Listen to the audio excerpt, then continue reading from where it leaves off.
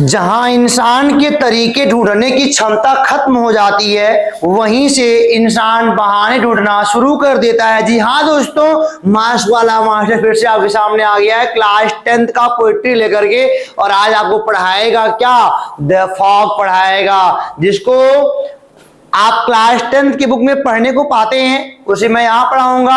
आपको मिलेगा यहाँ पर क्या, आपको मिलेगा यहाँ पर सेंट्रल आइडिया मिलेगा, और क्या मिलेगा बोलिए, सेंट्रल आइडिया बेस्ड क्वेश्चन मिलेंगे। और आप जानते हो ना, टोटल आपके पोएट्री से 10 मार्क्स का क्वेश्चन पूछा जाना होता है। 3 मार्क्स का सेंट्रल आइडिया और 4 मार्क्स का आपका central idea based stanza based question आते हैं। आपके हो गए कुल कितने हो गए, 4 3 7, और 3 मार्क्स का आता है 4 लाइन का पोयम। तो आपके लिए मास्टर वर्क कर रहा है ताकि आप मम्मी का, पापा का, दादा का, बाबा का, मामा का, मामी का, सबका नाम रोशन करो और समाज में अपना एक नाम स्थापित करो, ताकि समाज का उत्थान हो और आपका भी उत्थान हो। तो लेके चलते हैं आपको सेंट्रल आइडिया पर, जो कि चैप्टर 8 है, और इसको लिखा है कौन, इसके जो पोएट साहब है ना, पोएट साहब कौन है बोलो, वो है कार्ल सैंडबर्ग है। एक बहुत ही शानदार पोएम लिखा गया है इनके द्वारा। इसको समझने की आवश्यकता है, और समझेंगे तो आपको आएगा, और आपको आएगा तो आप नंबर गेन करेंगे दोस्तों। तो यहां देखो क्या लिखा है, central idea of the poem fog, यानी कि इस फॉग वाले पोयम का जो पोयम लिखा गया है उसका सेंट्रल वाला पॉइंट कौन सा है, क्या माना गया है। तो पहले आपको बता दो ना, यहाँ पे फॉग को बिल्ली की उपमा दी गई है, यानी कि यह बताया गया है कि जो हमारे पोएट साहब है ना, वह मतलब कि फॉग जो कि निर्जीव चीज है उसको मतलब कि सजीवता से लाके जोड़े हैं, मतलब नेचर के प्रति काफी क्या बोलो संवेदनशील है। तो यहाँ पे क्या लिखा है, द पोएट कार्ल सैंडबर्ग, यानी कार्ल सैंडबर्ग जो पोएट हैं इस कविता के, इन इस पोयम अपने पोयम में जो कि फॉग है डिस्क्राइब करते हैं फॉर एज अ कैट, मतलब फॉग को मतलब डिस्क्राइब करते हैं एक बिल्ली के रूप में, यानी कि बिल्ली के रूप में फॉग को डिस्क्राइब किया जा रहा है। आगे लिखा है दिस डिस्क्रिप्शन ऑफ फॉग, यानी कि फॉग का जो ये डिस्क्रिप्शन है ना, एज ए लाइविंग क्रिएचर, क्या लिखा है, एज अ लाइविंग क्रिएचर, यानी कि जीवित प्राणी के रूप में सोच दर्शाता है। द पोएट मतलब पोएट का interest in the wonders and beauties of nature, यानी कि बोला जा रहा है फॉग का जो डिस्क्रिप्शन है एक जीवित प्राणी के रूप में दिखाना, यह दर्शाता है कि मतलब कि जो हमारे पोएट साहब हैं वह प्रकृति की सुंदरता से कितना प्रेम करते हैं, उसमें कितना इंटरेस्ट रखते हैं। तो आगे लिखा गया है क्या,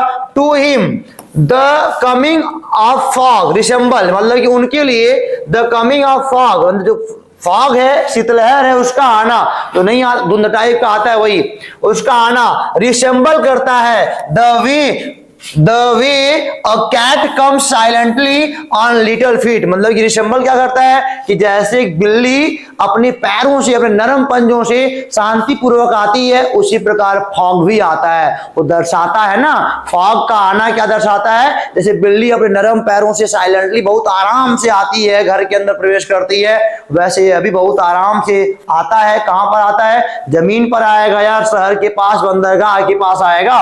अगले क्या, लाइक अ कैट, एक बिल्ली के जैसे, द फॉग, जो फॉग है शिट मतलब बैठता है, ऑन हिज हांचेस, घुटने टेक करके, एंड और लाइक अ कैट, एक बिल्ली की तरह गेज मतलब टकटकी निगाहों से देखता है।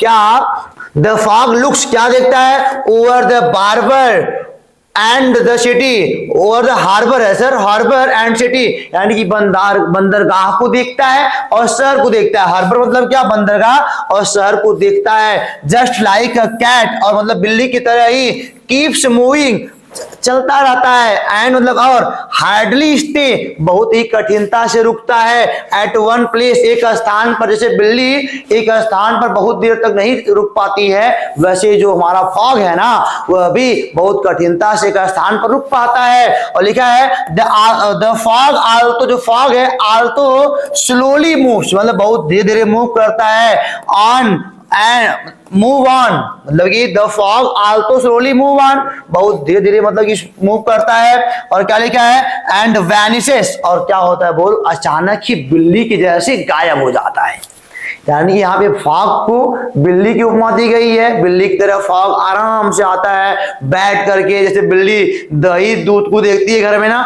ऐसे ही किसको देख रहे हैं, बंदरगाह को देखता है, शहर को देखता है, और आराम से दबे पैर क्या होता है, चलता रहता है और अचानक गायब हो जाता है। ये आपके जो पोयम है ना उसका सेंट्रल आइडिया है। आपको मालूम चल गया होगा पोएट साहब क्या यहाँ पर कहना चाहते हैं। तो चलते हैं आपको लेकर के बच्चा इसके स्टैंजा पे। इसमें एक ही स्टैंजा है, बहुत अच्छी बात है। स्टैंजा की पूरी हिंदी आपको बता दी गई है। क्या लिखा है सर? लिखा है यहाँ पे, the fog on little cat feet it sits looking over harbour and city on silent haunches and they moves on. वही कहा जा रहा है, जो फॉग है वह बिल्ली, जैसे बिल्ली के पंजे आराम आराम से आते हैं ना, जब बिल्ली अपने पंजों पर आराम आराम से आती है उसे फॉग आता है और बोलता है, यह बैठता है और देखता है, किसको देखता है, बंदरगाह को और शहर को, ऑन साइलेंट हॉन्चेस, और मतलब पैर मोड़ करके बैठ के देखता है घुटने के बल, और एंड और देम मूव ऑन, और आराम से वहां से गुजर जाता है। ये पूरा आपके एक ही स्टैंजा यहाँ पे है यार, बहुत मजेदार बात है ना। एक ही स्टैंजा पढ़ लो, 4 लाइन का पोयम है, लर्न कर लो, चाहे पोयम लर्न कर लो, चाहे आप सेंट्रल आइडिया को लर्न कर लो यार, 3 नंबर पाएंगे आप यहाँ से। अब आगे आओ मित्रों, देखते हैं क्या इनका क्वेश्चन वगैरह है। क्वेश्चन है, what is fog compare to, fog को किससे कंपेयर किया गया है, बिल्ली के पंजे से, कैट फीट। आगे लिखा है, हु कंपोज दिस लाइन, इस लाइन को कौन लिखा हुआ है, तो कार्ल सैंडबर्ग लिखे हुए हैं, कार्ल सैंडबर्ग, BURG, ठीक है ना। तो दोस्तों ये हो गया खत्म यार, एक ही स्टैंजा था और हमको लगता है कि तुमने अच्छे से पढ़ लिया और तुमको आनंद भी आया होगा, और आनंद के साथ पढ़ते रहो, क्योंकि मैं फिर से बोलता हूँ, मम्मी का, पापा का, बाबा का, दादा का, नाना का, नानी का, मामा का, मामी का, सबका नाम रोशन करना है और वो आप करेंगे, और सब मैं आपके साथ खड़ा हूं ताकि आप बढ़िया से पढ़िए और समाज में नाम कमाइए। तो पहली लाइन क्या बोली गई है, जब इंसान के सोचने की क्षमता खत्म हो जाती है वहीं से इंसान बहाने ढूंढना शुरू कर देता है। तो आप सोचिए, बहानों को मत बनाइए, बहाने बनाएंगे नुकसान आपका होगा। तो मिलते हैं दोस्तों ऐसे ही एक जोशवान ऊर्जावान वीडियो के साथ, तब तक के लिए नमस्कार।